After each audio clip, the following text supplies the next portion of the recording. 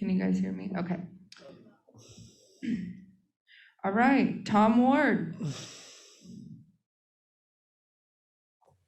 Hey, Brandon. Nice to see a familiar face again. Tom Ward from Gimme Sport, of course. I just want to ask you about Mikhail. Are you going to be in his corner on fight night? Unfortunately not. Previously, I actually have had my own gym and cornered and fought on the same card, and it's just too emotionally investing. It'd be really tiring on a night. We're even going to have my coach in the corner, but he doesn't speak English, so unless you take Google Translating with a phone, like it's just going to be so difficult. So apparently he's figured something out, so that's brilliant. And how are you feeling ahead of, well, probably the next big chapter of your career? Brilliant, mate. I've had such a fantastic camp. I've prepared vigorously all over the world. You name it, I've been there. And this is my time to shine. And how are you going to celebrate afterwards? You know what?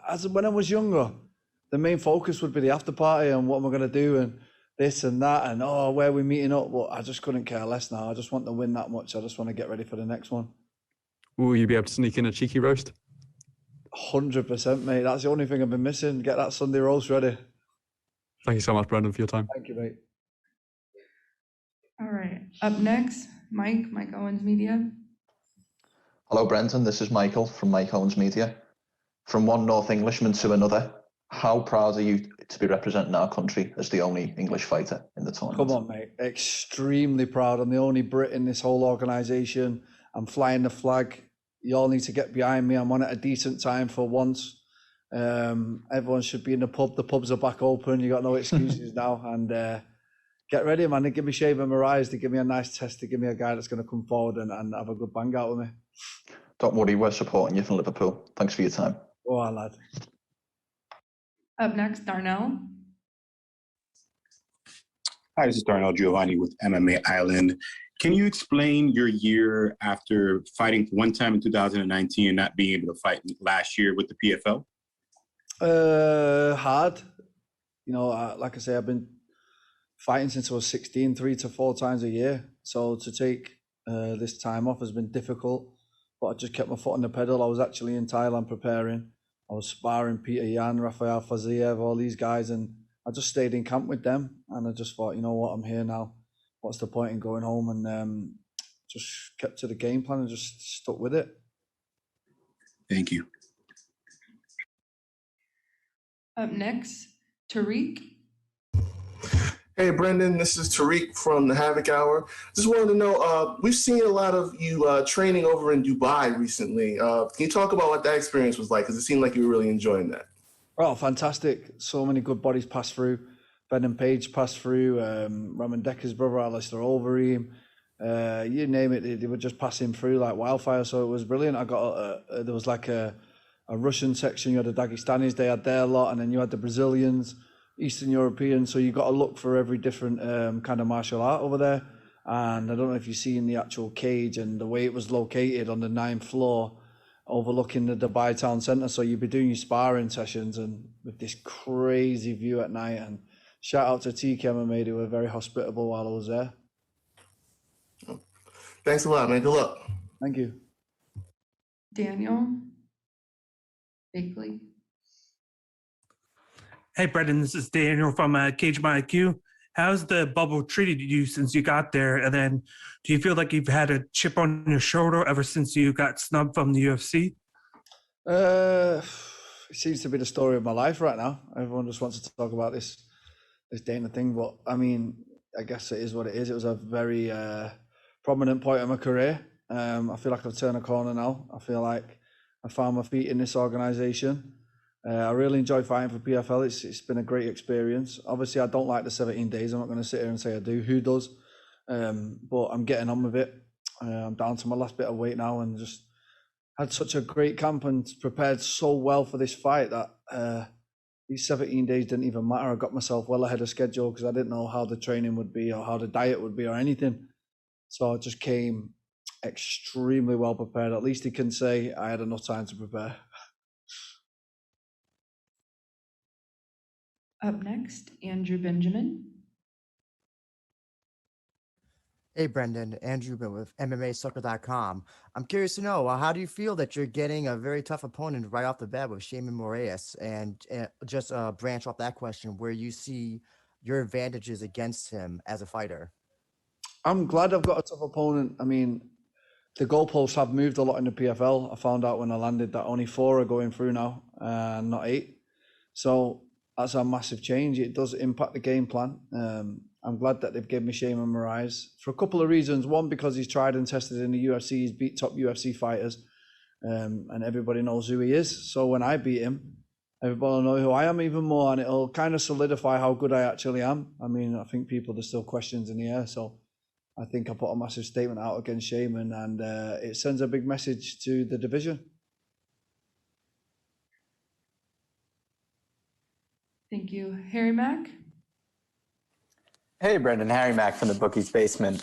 So I just wanted to know, we've kind of seen a lot of people speculating that this could be a breakout season for you in the PFL. So I just kind of wanted to know, in your opinion, what's the driving force behind that, do you think? The driving force behind what? Can you repeat the last bit, please? I'm sorry, just the driving force behind kind of, people speculating that this could be a breakout season for you. Well, don't speculate anymore. It's about to happen. We get started on Friday.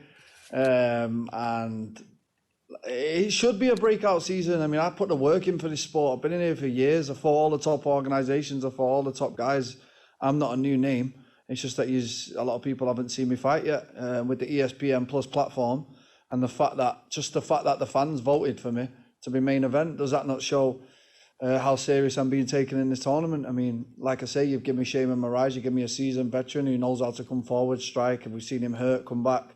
He ain't going to try and curl up in a ball and just try and take a win like the other guys are. This guy's going to try and take my head off. So that's the kind of fight that I relish. Thank you very much. Best of luck. Thank you.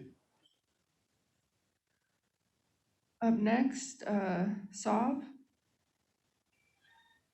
Hi, Brendan. This is Seth from Global Fight Talk. You're on an incredible 5-fight win streak right now. You're just 31 years old. Do you feel like you're in the prime of your career and this is your chance to send yourself to the top of the sport?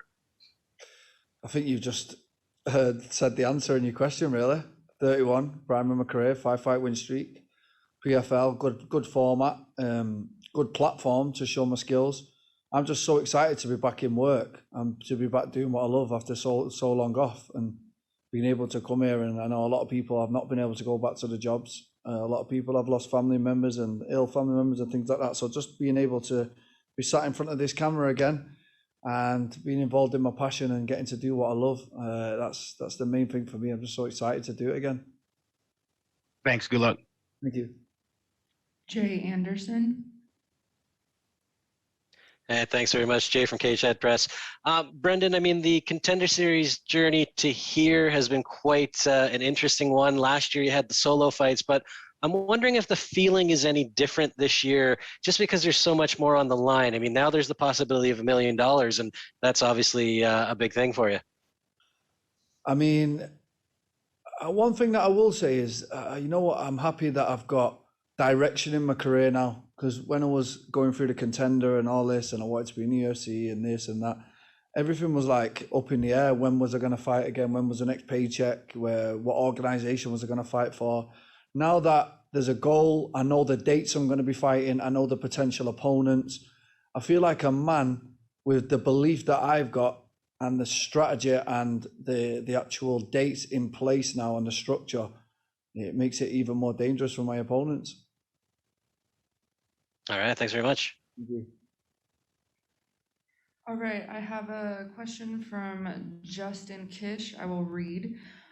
What was your camp like for your fight, and is this your toughest challenge of your career thus far? Good question. So 6 months of it was in Tiger Muay Thai in Thailand. 6 months of it was in Dubai. I sparred from, I don't know, the amount of rounds I've done for this fight is unbelievable. The amount of preparation that has gone into it, the time and effort has been incredible. Would I say it's the toughest fight in my career? It's definitely up there. You know, I've had some stern tests in the past, but Moraes brings his own set of problems. But so do I. I'm the one on the 5-fight win streak. I'm the one with the momentum, and I will be the one that will get the victory.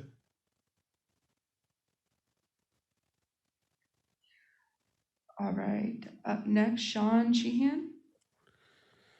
Hi, Brendan. Sean Sheehan here from Severe MMA. A lot of people are asking you about MMA. I want to ask you about something a little bit different. You spoke about your passions. I know football is one of them as well. What are your thoughts on this European Super League? I know you're a big Man United fan.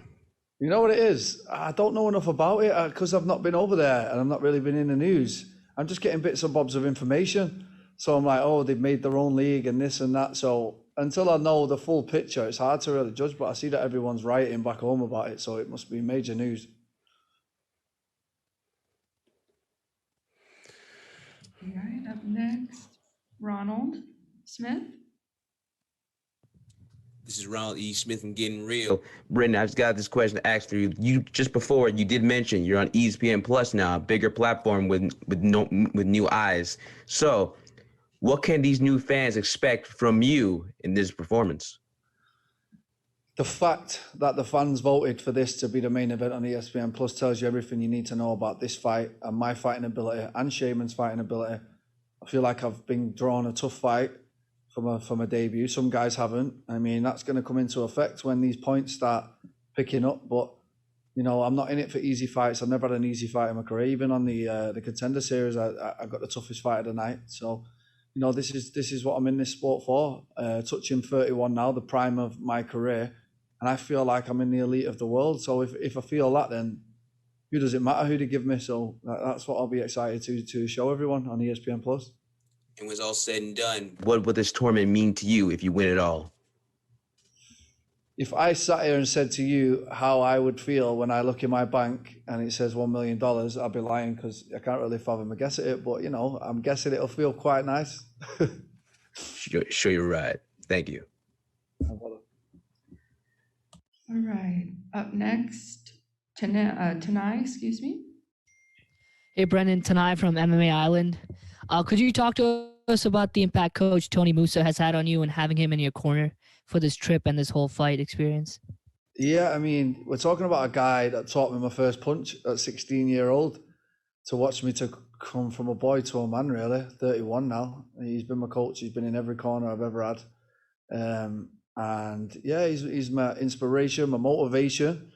And it's just great to take him along this journey. Like when we first met, he was in a bit of a bad place. I was a young kid, and you know, now he's got everything he wanted. He's got the house he wanted. He's got the girl he wanted.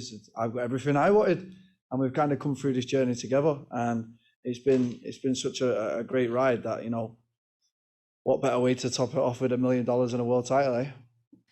Thank you so much. Good luck on Friday, man. Thank you.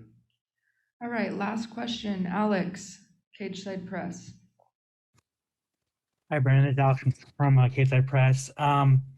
You've had 2 dominant wins since the Contender Series. Do you think another dominant win over a vet like Sheymon Moraes will finally shed the title of the guy that Dana White didn't sign? Good question. I don't think I'll ever get rid of that, to be honest. That seems to be the first thing that comes up in every interview. So, yeah, I don't think I'll be losing that title. 10-second Brendan won't be going away anytime soon.